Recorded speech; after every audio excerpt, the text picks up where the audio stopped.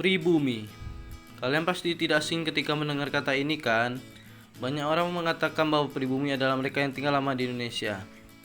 Suku-suku Melayu Australanesia yang menempati wilayah di Indonesia dianggap sebagai pribumi, sedangkan suku minoritas dari negara lain seperti Cina, India, hingga Arab dianggap sebagai pendatang. Sebenarnya, dari manakah kata pribumi itu berasal?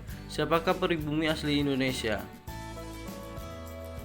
Kalau kita menganggap bahwa pribumi adalah ras yang ada sejak dulu di Indonesia dan masih bisa bertahan hingga sekarang, maka ras Melansia lah yang pantas disebut sebagai pribumi. Manusia purba yang menjadi nenek moyang manusia modern yang muncul sekitar 100.000 tahun yang lalu ini kini menjadi suku-suku yang tinggal di kawasan Papua. Dahulu kala, ras Melansia menyebar ke kawasan Papua hingga akhirnya menjadi suku Sani, Asmat, dan sebagainya. Mereka yang menyebar di kawasan Australia menjadi suku Aborigin dan yang ke Thailand menjadi suku Manik.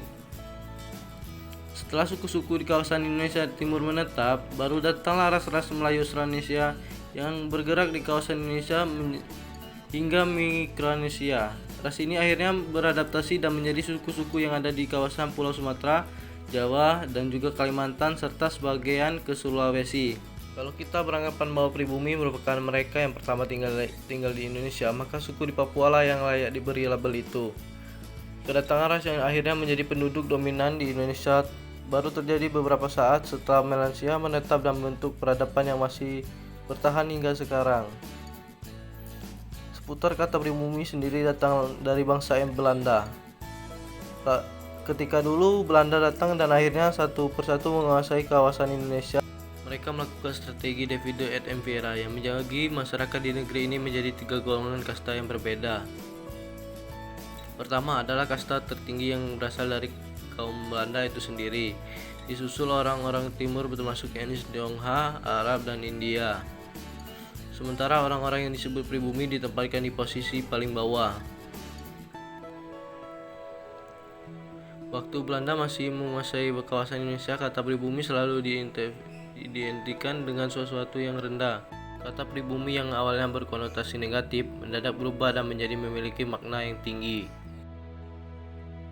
Hal ini bisa dilihat dari banyaknya pejuang-pejuang kita di masa lalu yang bertarung habis-habisan, di mana para pejuang ini juga termasuk kaum etnis Tionghoa, Arab, dan India. Mereka semua berjuang dengan berlabelkan pribumi atau penduduk asli Indonesia yang mencintai tanah air hingga akhirnya mau berjuang bersama-sama sampai akhirnya negeri kita tercinta ini mampu merdeka dan berkembang seperti sekarang ini. Oke guys, demikian fakta menarik tentang asal-usul kata pribumi di Indonesia. Bagaimana pendapat kamu? Tulis di kolom komentar ya. Selalu ingat, apapun suku, ras, dan agamamu, tetap jaga persatuan dan kesatuan Indonesia ya. Sebab kita semua adalah saudara-saudara satu ibu-ibu pertiwi yang kita cintai, Indonesia Raya.